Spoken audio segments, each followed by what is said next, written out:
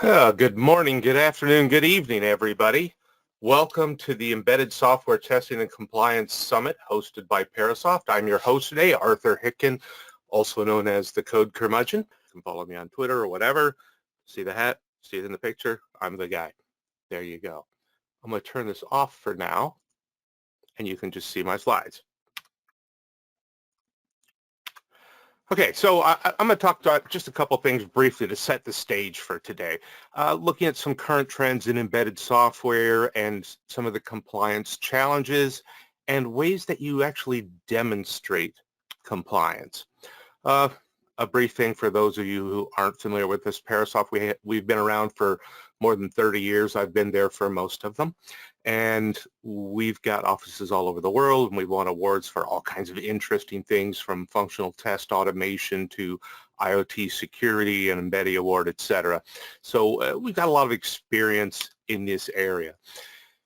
One of the intriguing things that's happening now, we used to hear people say software is eating the world, and now I like to say that software is eating devices.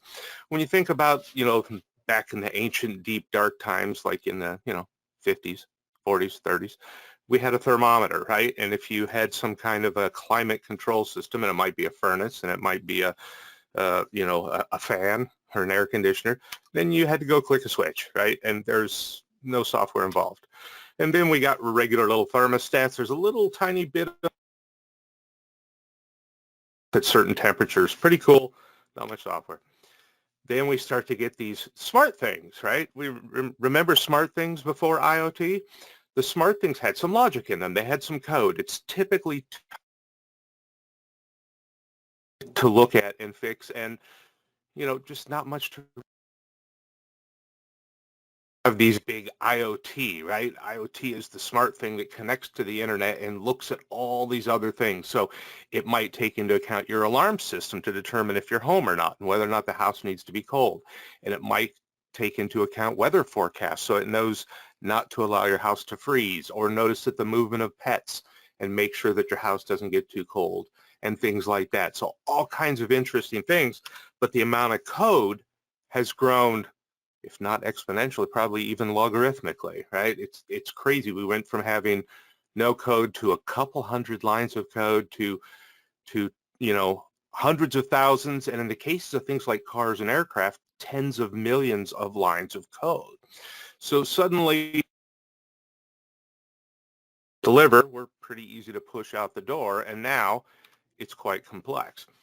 On top of that, there's a lot of different software development life cycles. And, traditionally we had this kind of a waterfall version where we had some spiral ones which let us be more, not iterative, but responsive to what we were doing, review things and keep going.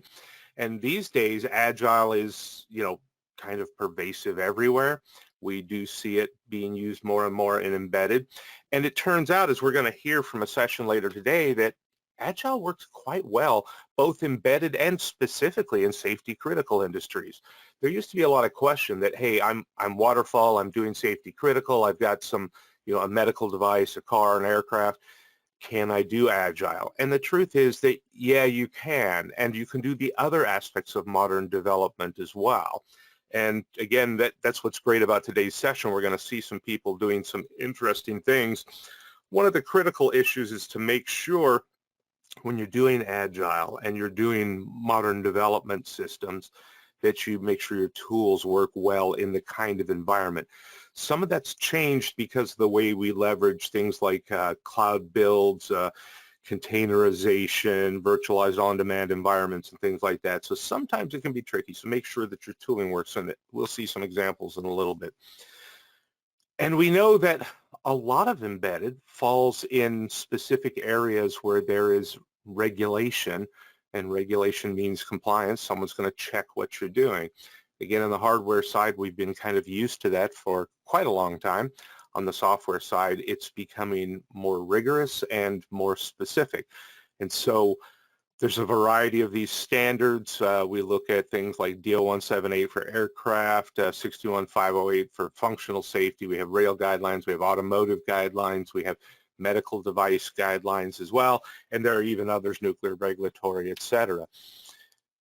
And of course, on top of all that, today with things being leveraged through internet interfaces, through open APIs and things like that, we have to think about security. We have exposed attack surfaces. In many cases, there are more regulations that bring about security compliance needs as well. Now, the lucky thing is that no matter what you're doing, there's a bunch of basic practices that all of these standards expect of you. One is they expect you to use coding standards, meaning very specific outlines that tell you things to either must be included in the code or must not be present in the code. Like, I do want to see input validation. I do not want to see memory leaks or buffer overflows or deadlocks or things like that. Unit testing is another known practice that helps improve quality, safety, reliability, and security, so it's typically required. Integration testing, functional testing. A lot of standards require actual runtime memory error detection, so we're looking again specifically for the bane of safety, security, and quality, which are things like memory corruption issues and thread issues. Coverage analysis is usually required in a compliance environment because if you ran 1 million tests, I have no idea if that's overkill or completely insufficient. So it's very important to know what you've actually run some tests on. Regression testing so that things don't come back. And, I follow different things in the news all the time about issues that occur. And it's always kind of frightening to me when I see a company have a quality problem or have a security problem, and then 3 weeks later the same issue pops back in. In addition, as I mentioned earlier, like workflow automation becomes more and more important in these modern development cycles. We have people doing continuous build, continuous integration, even continuous deployment through cloud-based pipelines. So we have to have tools that work well in an automated fashion and can help us get to some conclusion about whether the software is not just okay to release or built successfully, but whether it's actually meeting our compliance requirements so that we're okay from an auditor's perspective of deploying it. And of course, peer code review and document inspections are things we do. Another issue I wanted to just highlight that's common among many, many regulatory regimes is requirement traceability. It's very important from an auditor perspective that we can explain how requirements are related to code and related to tests, and that we have results from the tests that show exactly what the outcome was.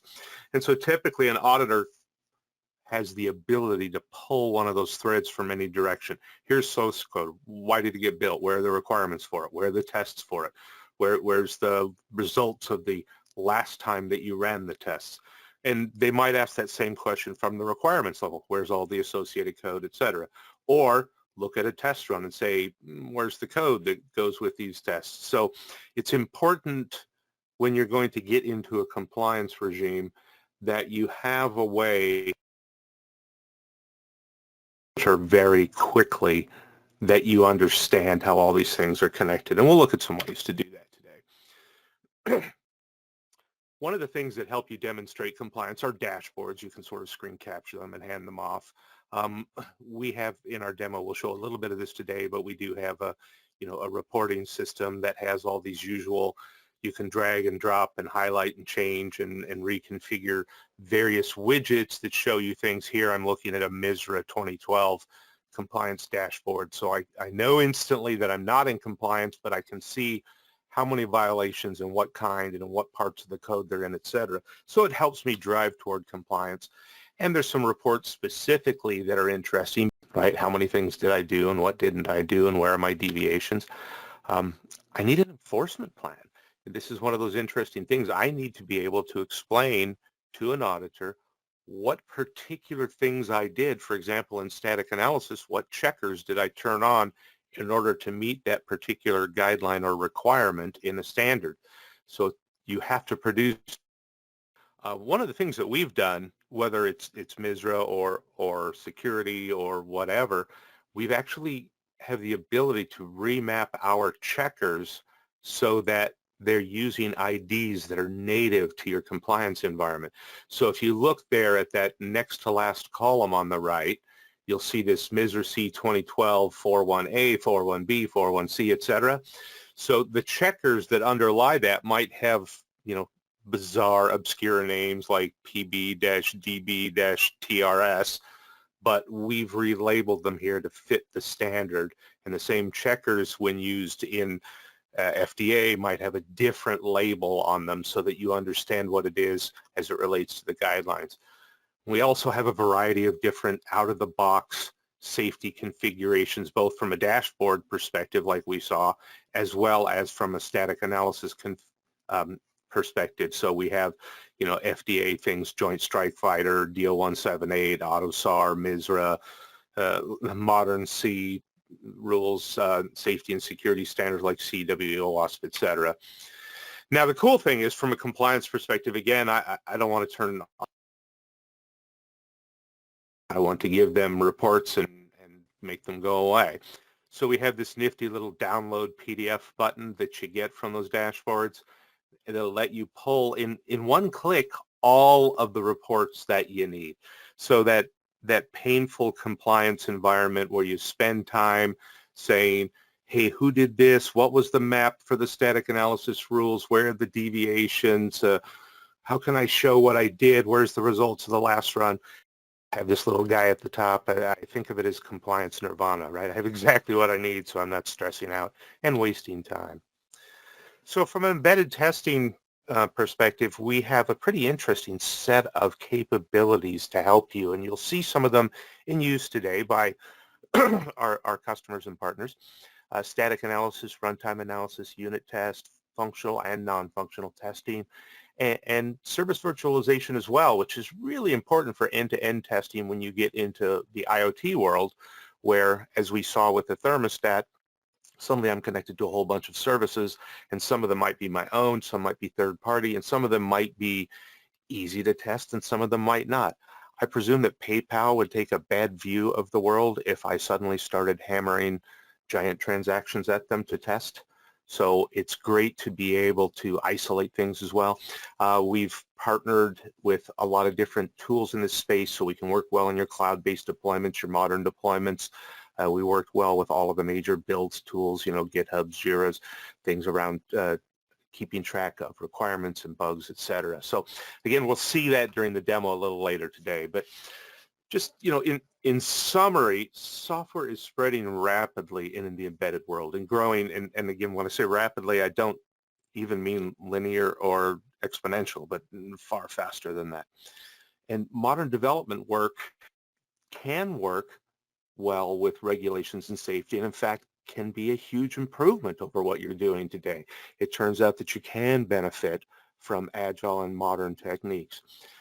We know that compliance requires informational reports, and we believe that that shouldn't be a burden for you, that the tooling, the infrastructure you put in place should support those needs so that the human efforts to gather and compile reports are minimized. And the big advantage here, whether you're worried about reliability, quality, safety, or security, the same basic practices are going to help you out. So today we're going to hear from some real people at real companies and how they've adapted to modern software needs using modern development practices, and they're succeeding with these modern ways of doing things with embedded software development in a regulatory environment. So I have a minute or two if there's any questions. I didn't expect there'd be too much from this perspective, but just thought I'd give you an opportunity. If not, I think what I'd like to do actually is we'll drive into our next speaker and get things going